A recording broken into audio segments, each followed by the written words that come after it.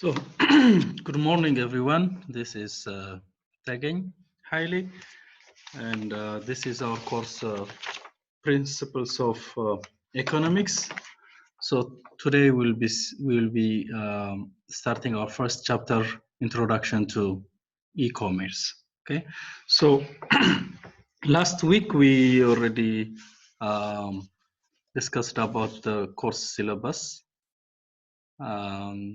Some introductory points about the course principles of e-commerce. So as the name implies, we will be talking about some introductory issues about electronic commerce. Okay. The infrastructure, how we can do electronic commerce, and the technological background of electronic commerce will be discussed in this chapter and in this course, right?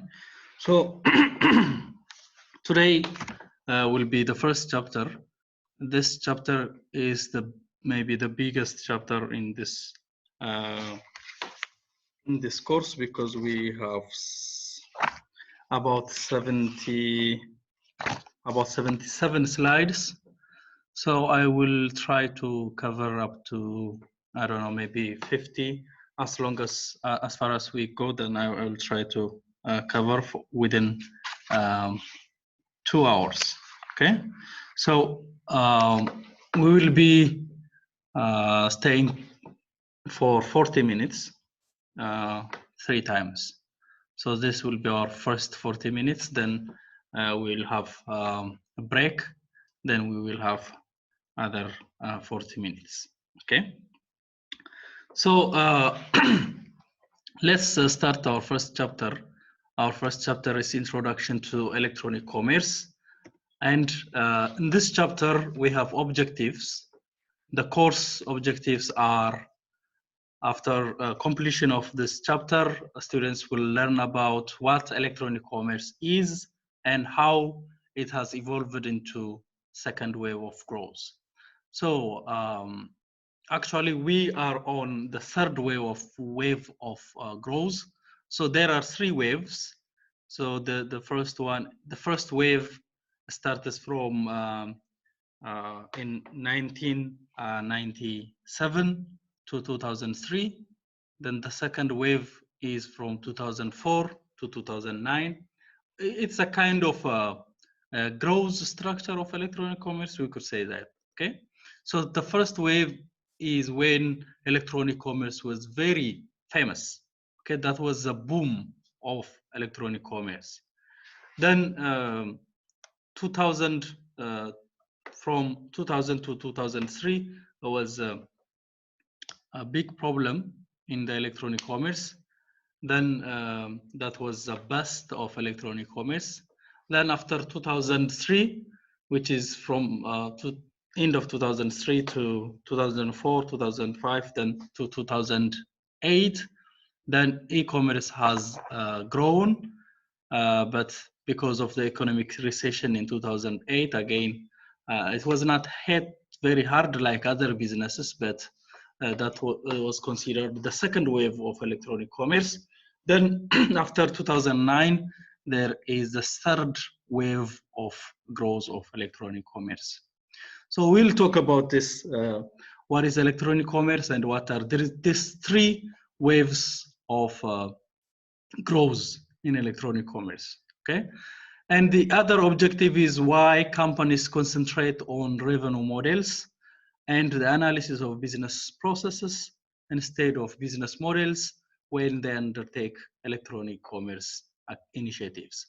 Okay, so this is businesses usually they concentrate on revenue models. Why revenue models? So we'll talk about that. Okay, why revenue models and why analysis of business processes?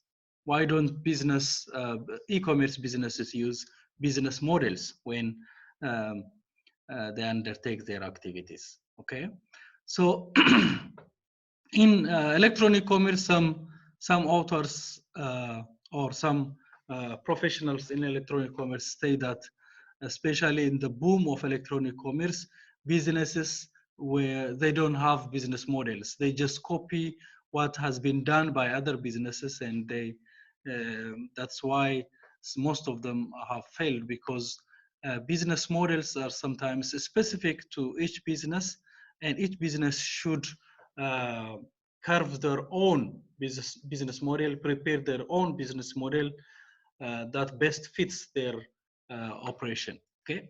Anyways, we'll talk about why business companies focus on revenue models and analysis of business processes instead of business models.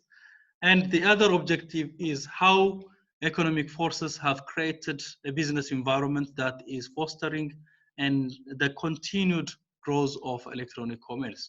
So what are these infrastructures that paved the way for the growth of electronic commerce? Then we'll talk about these economic forces, okay? And the other objective is how businesses use value chains and SWOT analysis to identify electronic commerce opportunities. So, you know what is a SWOT analysis? SWOT analysis is strengths, weakness, opportunities, and threats, right? Then value chains, you know, value chains means, for example, in a business, a value chain means the chain starting from, for a manufacturing company, for example, acquiring raw materials to processing them, to distributing them, and reaching the customers. So the chain from suppliers to the customers, the ultimate customers, is called the value chain, okay? And businesses always try to add value in each of these value chains, okay? So actually in business, it is required that each of these places in value chain should add value to the product. For example, when a raw material goes from the supplier to the manufacturer, then some value has to be added to the raw material. Then in the manufacturing process, value is added to this raw material. They are changed into goods, okay? And from the manufacturers to distributors, then distributors should add some value to this goods. Then from distributors to retailers, from retailers to customers, then each, the supplier, the manufacturer, the distributor, the retailer, and the end or the ultimate customers should add values to the products, okay? So anyways, here we have to, we will see how these value chains and SWOT analysis are used to identify electronic commerce opportunities, okay? And the last objective of this chapter is the international nature of electronic commerce and the challenges that arise in engaging in electronic commerce on a global scale. So what are these challenges for businesses to engage in electronic commerce? Okay, so these are all our objectives. So we have 5 objectives. The first one is to know what is electronic commerce and also to understand this 3 waves of growth of electronic commerce. The other is to understand why businesses use revenue models and analysis of business processes instead of business models. And the other is what are the economic forces that enhance the electronic commerce activity. And the fourth one is to know the value chains and SWOT analysis to identify electronic commerce opportunities. And the last one is to know the challenges to undertake electronic commerce on a global scale. Okay, so just like in other courses, then try to make sure that, you know, after completion of this chapter, then make sure that you can address all these objectives of this chapter. Okay, so after you finish this chapter, go back to the objectives and try to explain each of the objectives. Okay, then you make sure that you have understood what the whole chapter is all about. Okay, so these are our objectives. Let's go to the first topic of this chapter, which is electronic commerce into the third wave. Okay, So as I've said, there are three waves. The first wave is from the 1997, or you could say from the mid 1990s to 2000, where there was a rapid growth of electronic commerce. Then that time was called the boom of electronic commerce, because electronic commerce was very famous, okay, this time. And the problem was so many businesses were engaged in this electronic commerce without understanding what electronic commerce means, okay? And that the period, this from mid 1997 to 2000, or you could say from 1997 to 2000, that was the dot-com boom. The problem was it was followed by dot-com bust, which means so many businesses have lost too much amount of money being involved in this electronic commerce.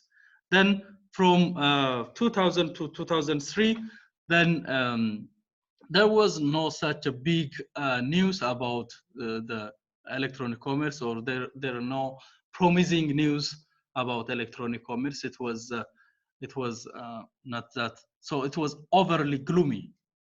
So all the news about electronic commerce was bad because of the dot-com bust. Okay, so dot-com boom and dot-com bust means so dot-com boom is when electronic commerce was very famous, which was in 1997 to 2000. Okay, and businesses were highly investing on electronic commerce. Individuals were buying stocks. So the business was very, very famous and huge. But immediately it was followed by so many failures. So that time, so many people have lost their businesses, have lost their money. So that time is called the dot-com bust. Okay, so and after immediate after that, then the news about electronic commerce was not that good. Then after 2003, then electronic commerce has started to grow again. Okay, that was a sign of new life for electronic commerce. Okay, so sales and profits grows return, and electronic commerce was growing at a rapid pace. Then electronic commerce became part of the general economy. Okay, so that was up to 2003. Then in 2008, you all remember that there was an economic recession. So that there was a general recession, but surprisingly, when other businesses were hit by this economic recession very hard, but electronic commerce was less hurt by the 2008 economic recession.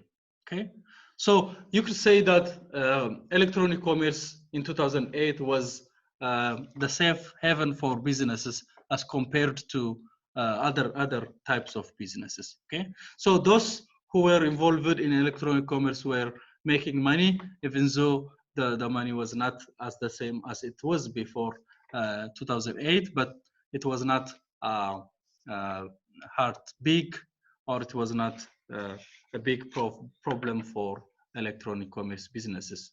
Okay, so the second wave continued forward, and handheld devices lend the opportunity for third wave. Handheld devices like smartphones have increased the access for electronic commerce. Okay, so previously, smartphones were characterized as devices with less performance instead of speed and storage capacity. Okay, and their screen size was not also suitable for electronic commerce. Okay, but when smartphones were created, where you can have the whole keyboard on the screen, and it is big, and also they have a very high processing speed, so high performance, then the handheld devices were used as a primary device to undertake electronic commerce. So this we call mobile commerce. Okay, so m-commerce or mobile commerce is using mobile devices or smartphones to engage in electronic commerce. Okay, so before 2008, smartphone devices were not, they do not have high processing power, speed, and also their screen size was not comfortable to write because you have to type one key three or four times to get one character.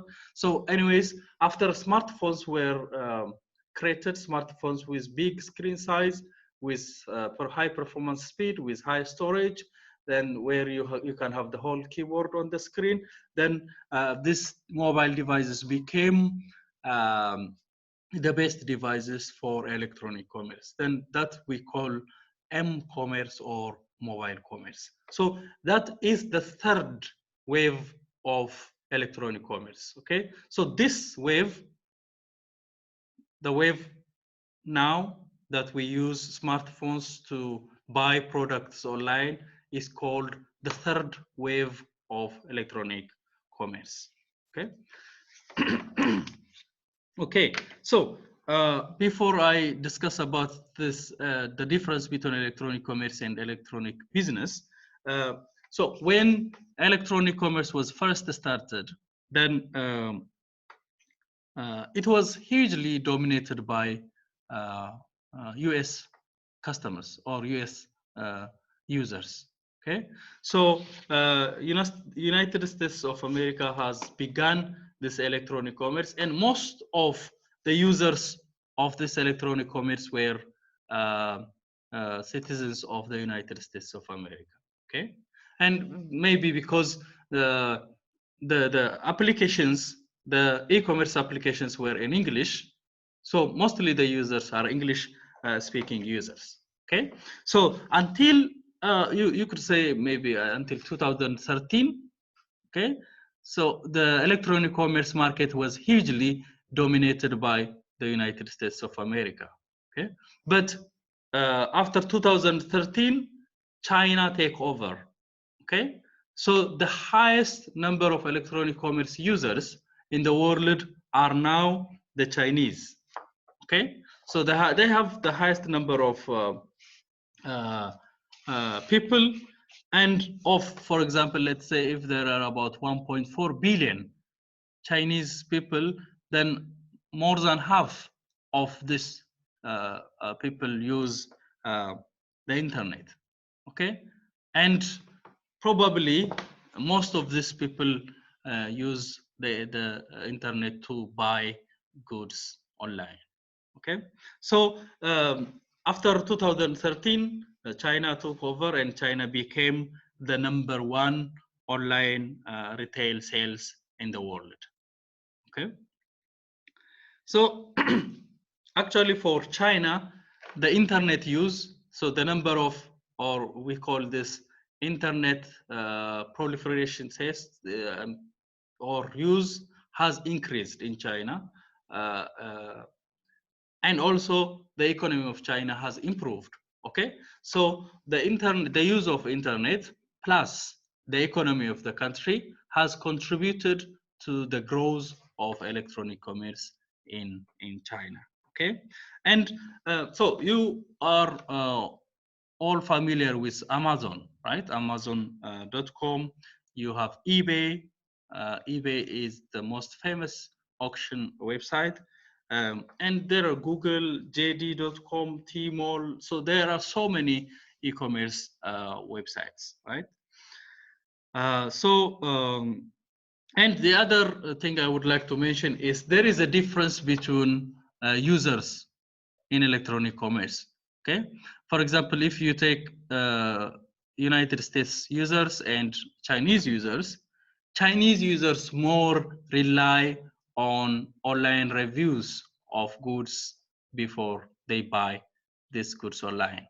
Okay, so as we have said, Chinese engage more in electronic commerce, and Chinese rely more on online reviews. Online review means before you buy the product, you check what people say about these products. Okay. So if there is a good review, or if people wrote good thing about this product, then you buy this product.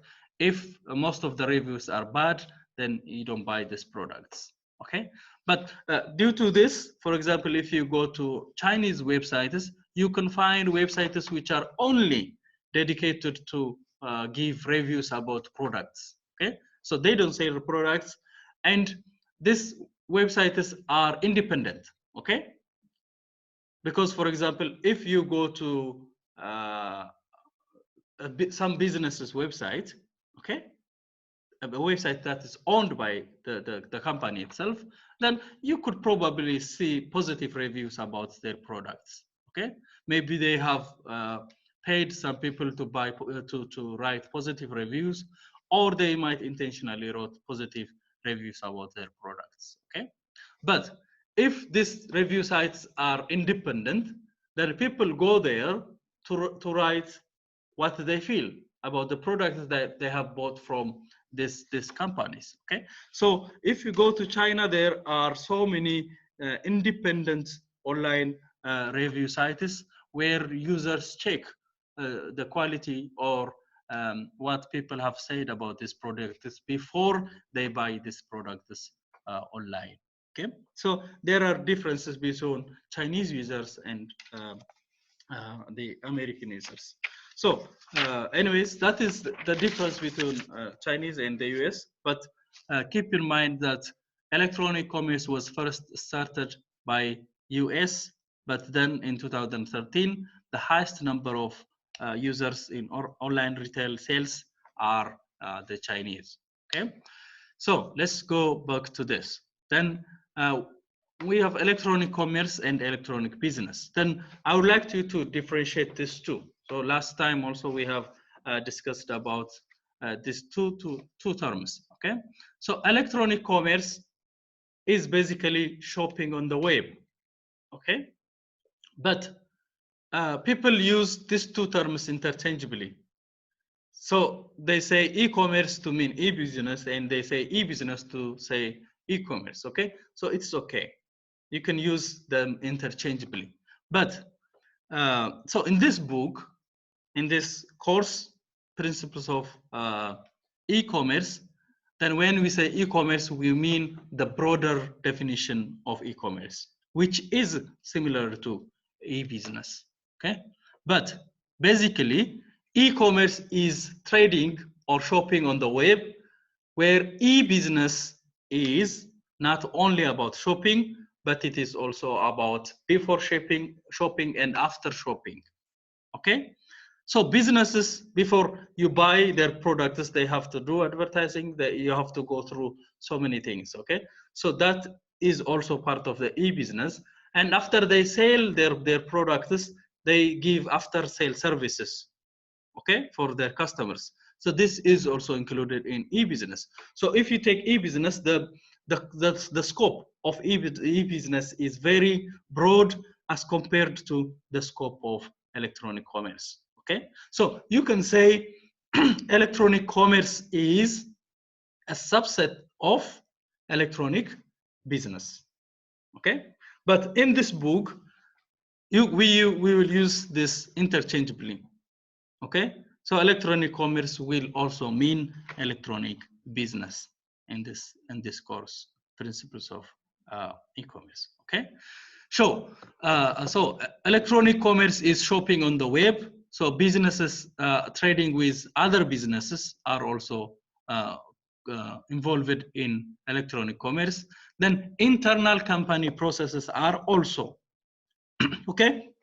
So when we say shopping on the web, it doesn't mean electronic doesn't mean just the interaction between the buyer and the seller. Okay, there are other business processes that support this buying and selling between the seller and the buyer. Okay, that is also included under electronic commerce. Okay, that's why we include internal company processes as electronic commerce also. Okay, so the broad term here, electronic business, is defined by IBM as the transformation of key business processes through the use of internet technologies. Okay, so as I've said, the whole value chain, it could be called e-business, starting from recruiting customers to after-sale service is called electronic business. Okay, but those involved in the buying and selling could be considered as electronic commerce. So anyways, as I've said, in this course, we will be using electronic commerce and electronic business interchangeably, okay? So when we say electronic commerce, we also mean that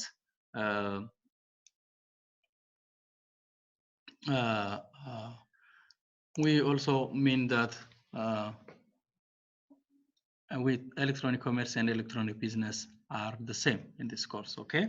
So the good part is I just got notification from Zoom that we can use this for more than 40 minutes, okay? So good, let's continue. Then electronic commerce includes all business activities using internet technologies. So the internet and the World Wide Web, wireless transmissions on telephone networks, and as I've said, the business processes that help you process this shopping or this trading of goods and services is considered as electronic commerce, okay? Then let's talk about the categories of electronic commerce. Then here I would like to, there is a this .com or pure.com is not supposed to be here, so I think it's just a typing error. Anyways, broadly we can define or we can categorize electronic commerce into business to consumer and business to business. But it doesn't mean it's only these two, but this is a broad classification of electronic commerce. Okay, so business to consumer is when the consumer buys goods from the business. So I'm the consumer and I'm buying products online. That is business to consumer. Okay, but businesses, for example, manufacturing companies, they buy raw materials from their suppliers, right? So the commerce between the manufacturer and the supplier is B2B because both of them are businesses, right? So if you ask which of these categories of e-commerce is hugely has a huge transaction, it is B2B. Okay, so we are very familiar with B2C because we buy foods online, we book airline tickets online, we book hotels online. So everybody or every one of us is familiar with B2C, but people get confused about B2B. But the huge transaction of electronic commerce very much higher than B2C is B2B. Okay, so a huge transaction happens between business partners. Okay, the supplier and the manufacturer, the supplier and the distributor, the manufacturer and the distributor, the retailer, the transportation agencies. Okay, so anyways, this is called B2B. So why do they call B2B e-procurement? As I've said, basically the manufacturing companies buy raw material from their suppliers, right? We'll talk about electronic data interchange. Last week when we talk about the introduction part, as I've said, EDI is a big B2B e-commerce technology. Okay, so the e-procurement is undertaken using this software called electronic data interchange. And the reason they call it e-procurement is because it is a procurement, or procurement is purchasing, right? So it is a purchase that the company does to produce the product, okay? The purchase from the supplier of raw materials, or it could be purchase of parts from other suppliers, okay? So B2B is basically procuring materials to produce and sell these products to the consumers, okay? So transactions conducted between web businesses is called business to business electronic commerce, and it's also called supply management or procurement, because we negotiate prices with suppliers, and the suppliers deliver us raw materials or supplies to produce products or goods, okay? Then others, for example, there is consumer to consumer, right? Consumer to consumer, for example, we individually post some items on Facebook to sell, right? And anybody interested will uh, text us, then we sell this to anyone who is interested. So that is consumer to consumer, right? Because we are not businesses. The person buying is also not a business. I'm a consumer. I'm just selling some items that are that I don't use anymore, and the other is also a consumer buying these products from me. So consumer to consumer is also one category of electronic commerce. But in this course, business to consumer also includes consumer to consumer. Okay, so consumer to consumer is categorized under B2C. Okay, and another example could be business to government. Okay, there is also a electronic commerce called business to government. Okay, so this is for the purpose of paying taxes, for example. Okay, so businesses, they don't have to go to government offices to pay taxes. You know that, right? They can pay this online through the e-services or e-government websites. Okay, so that is called the business to government. Okay, but still that is categorized under business to business. Okay, so as I've said, there are also others. For example, citizen to government e-commerce, which means we get our social security payments or other for example, pension payments from the government. So this that is citizen to government electronic commerce, right?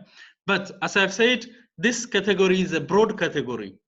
We have business to consumer, business to business. These two are the big categories of electronic commerce, and others could be there, but you can also include them under one of these categories. Okay, so the other is we can also classify activities as electronic commerce or transactions as electronic commerce.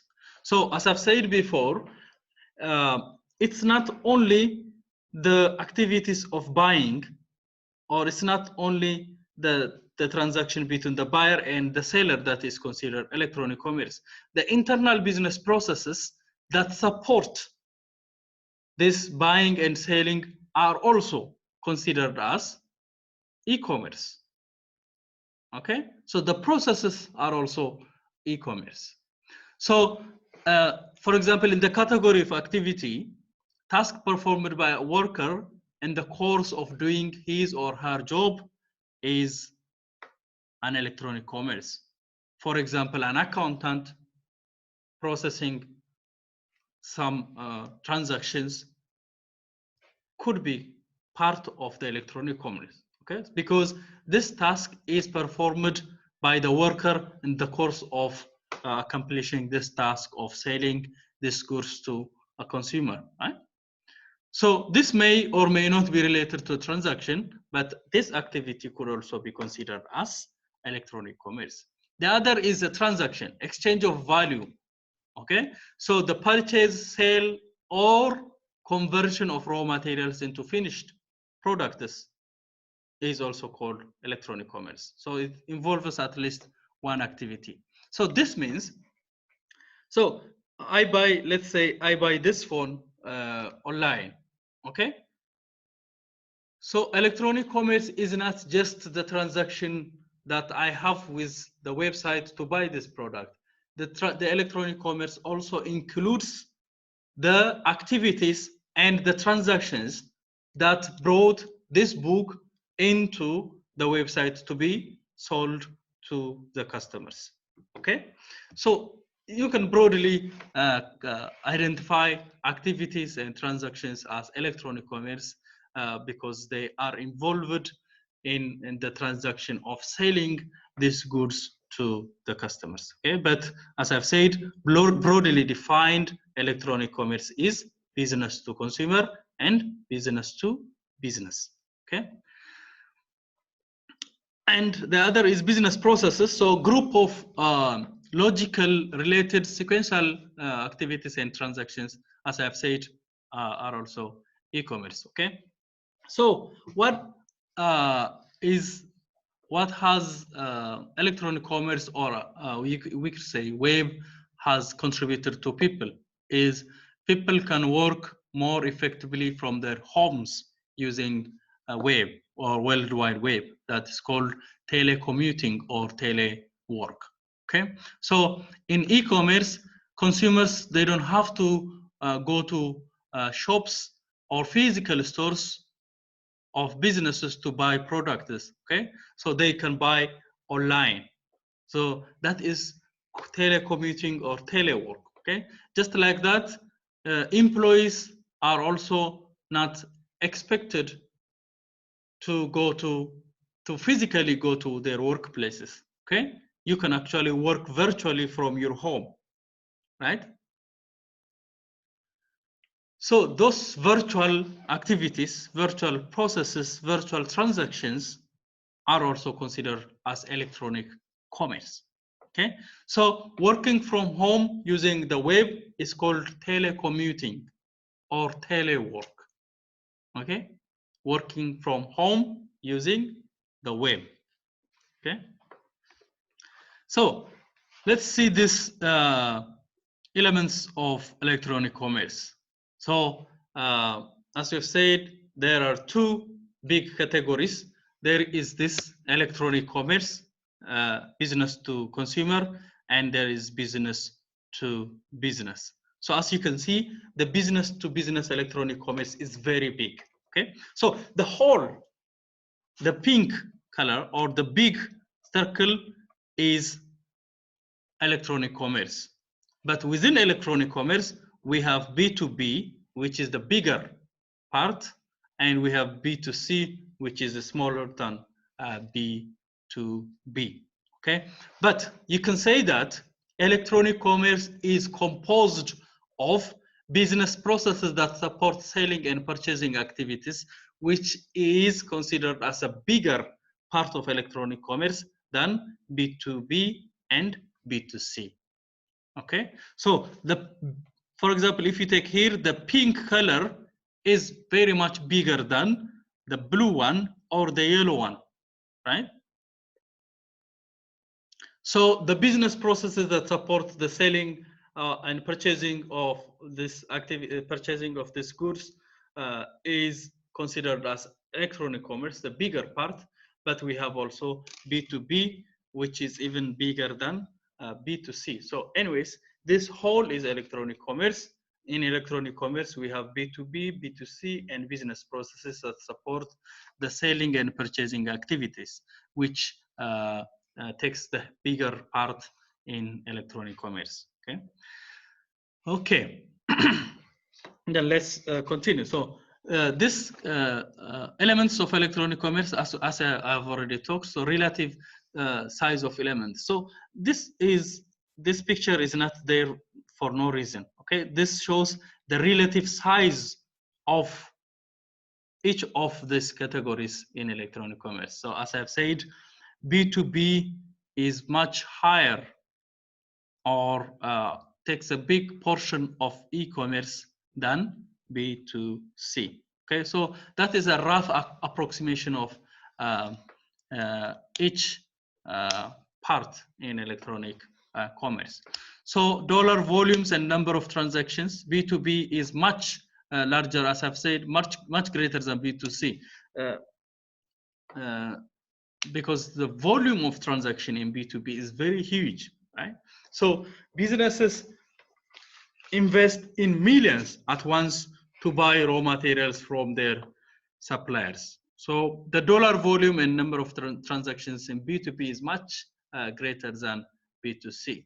And also the number of transactions then supporting business processes are greater than B2C and B2B combined. So as I've said, the supporting business processes is greater than B2B and B2C combined. So here, this one and this one combined have less portion than the pink color, okay?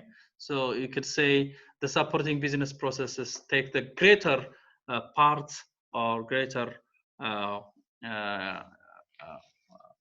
part of electronic commerce than B2B and B2C, okay? Then, so I have already talked about this, right? The other categories are consumer to consumer, then web auction sites or individuals selling their items online on Facebook. So that is C2C, but as I've said, C2C could be categorized under B2C, okay? And there is B2G, business to government, and as I've said, this could be included in B2B, right? So B2G is when businesses pay their taxes or filing required reports to the government, okay? So in this case, you know that there are government websites. We call them e-government actually. So these are websites where you can go and pay your taxes, okay? So you don't have to go to the government bureau to pay your taxes, okay? You can just log in online with your ID and you can pay your taxes, and you can also fill required reports online as a business, okay? That is called B2G. But as a citizen also you can do that. That is called citizen to government, okay? So anyways, as I've said, there are so many categories, about 7 or 8 categories, but still this could be included in one of the bigger categories in B2B or B2C, okay? So let's see here. So these are the categories, and these are the description, and these are the example. Okay, I would like you to read this, okay, because we have already talked about this. B2C, we have said businesses sell products to individual consumers. B2B, businesses sell products or services to other businesses. As I've said, manufacturing company buying raw materials from suppliers. Business processes are any transactions or activities supporting the selling of these goods to the consumer are business processes and supporting activities.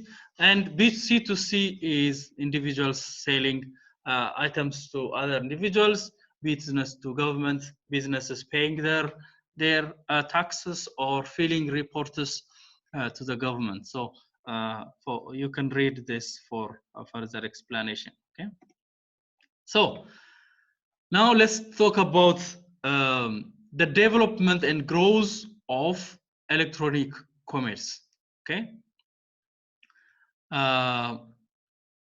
So when and how this electronic commerce has developed into into what we are right now, okay? So people engaging in electronic commerce, they adopt available tools and technologies to use electronic commerce. Then one of the important thing is the internet, and you have to use the internet to engage in electronic commerce and the growth of internet. So if you compare a decades ago, 10 years ago, the number of people connected to the internet now and 10 years ago is almost double, okay? So you can go to www.worldinternetstats.com, okay, to check in each country how many people use the internet, or how many people use Facebook. Okay, so this use of internet changed the way people buy, sell, hire, and organize business activities. Okay, so more rapidly than any other technologies. So for businesses, the internet has changed everything. Okay, so as we have discussed last time, I guess, international trade has increased because of the internet, right?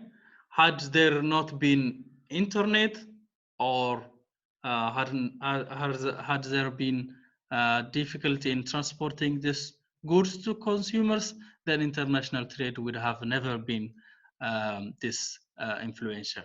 Okay, so internet has played a big role in businesses, and also now businesses very much are dependent on the internet, because that is the technologies that they use to advertise their products and also to reach their consumers, and also sell this products to their consumers. Okay, the other thing is electronic funds transfer. So in addition to the internet, then you have to pay for the products that you have bought online. So you can use electronic funds transfer, so EFTs.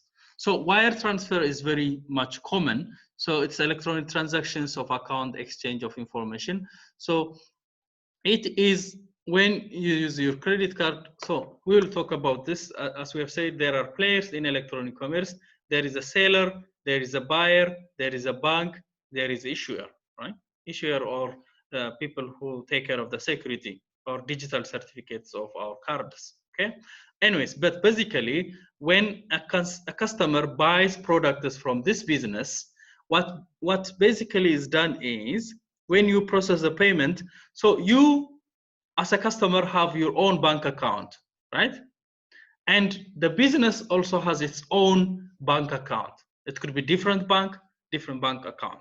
Okay, so when you process the payment, it means that the amount of money that you pay for the product will be withdrawn from your account, and that account, I mean, that money is going to be deposited in the account of the seller. Okay, and once the seller makes sure that that amount of money is deposited in their bank account, then they send you the products or the goods that you have bought. Okay, so basically, transportation of goods will always start after payment is processed, or after the business has make sure that this payments are done, and money is transferred to the bank account. Okay, but because of security issues, we use private communication networks to process payment. So you have heard of value-added networks, okay? VPNs to secure our transaction with our businesses, okay?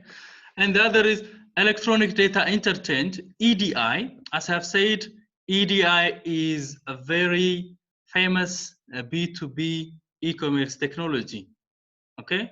And in EDI, there are three basic objectives.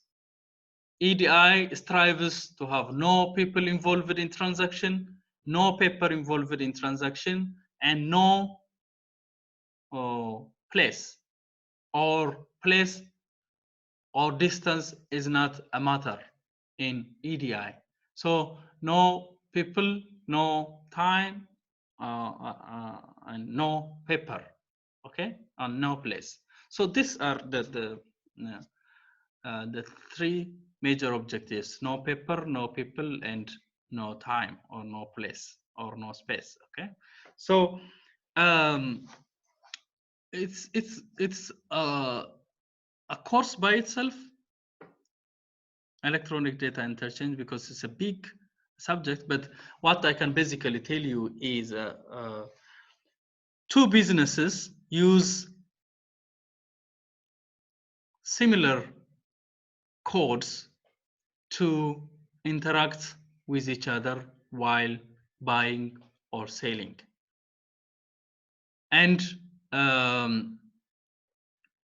these are standard formats. You have heard of ANSI standard or EDI basics standard. So these are the two basic standard formats of exchange of data between businesses. So American National Standard Institute has this ANSI standard. So in ANSI standard, so what do you exchange between business partners? For example, a business, a manufacturing company with a supplier, they exchange purchasing order and invoice. Okay, let's just consider these two, purchasing order and invoice. So this standard format means these two businesses, they agree on a code. For example, they might say, when we say ORD, it means order. Okay? So the objective is to not interfere in the transaction that the computers are undertaking. So it might be a little complicated, but I will try to make it very simple. Okay. Before EDI, businesses used to order raw materials through phone. Okay, so whenever they are in shortage of raw materials, they phone call their supplier. Their supplier prepares these raw materials and it is delivered. So they will process the invoice, the payment, and other details later on, right? But this phone call transaction or email transaction takes too much time, okay? Because maybe the raw materials that are ordered by the manufacturer are no longer there, or the supplier doesn't have enough raw materials to supply to this manufacturer. So they will reply after a day or 2 days that they don't have enough raw materials to supply. But so now the manufacturer has to look for other suppliers. Okay. So anyways, it takes 4 to 5 days just to approve the purchase order when businesses use email or phone calls. Okay. But in EDI tracks the production of the manufacturing company. Okay. The EDI system. So both of them, both supplier and the manufacturer should use EDI, which uses the same standard format of data. Okay, so the EDI counts the number of products produced. Okay, so it's already obvious how much products you produce per raw materials that you order. Okay, so when the raw material decreases or when the number of manufactured products increases, the EDI by itself knows where the threshold is. So the EDI will prepare purchase order by itself without human intervention and orders these products to the supplier, okay, before anyone knows, okay, or without anyone's intervention into the system, okay. So the supplier's system, EDI system, will receive this purchase order. So in the purchase order, the computer will read whether that's a purchase order, an invoice, or another document, and the computer will read how many items. So each items, they have codes. Okay, so these computers exchange this information through codes. Okay, that codes are called ANSI and EDI basic standard codes. Okay, so anyways, I will not go much detail. I don't like to confuse you. So anyways, B2B, I mean, EDI is a big B2B e-commerce technology, okay? And in EDI, computers use the standard formats to exchange information or data, and this reduces errors because no people are involved in this transaction. This avoids printing and mailing costs because now you don't have to print or mail any paper because these computer systems just exchange information, and it eliminates the need to re-enter data. Okay, so you don't have to re-enter data now and then when making mistakes, okay? Because so everything will be taken care of by the computers, okay?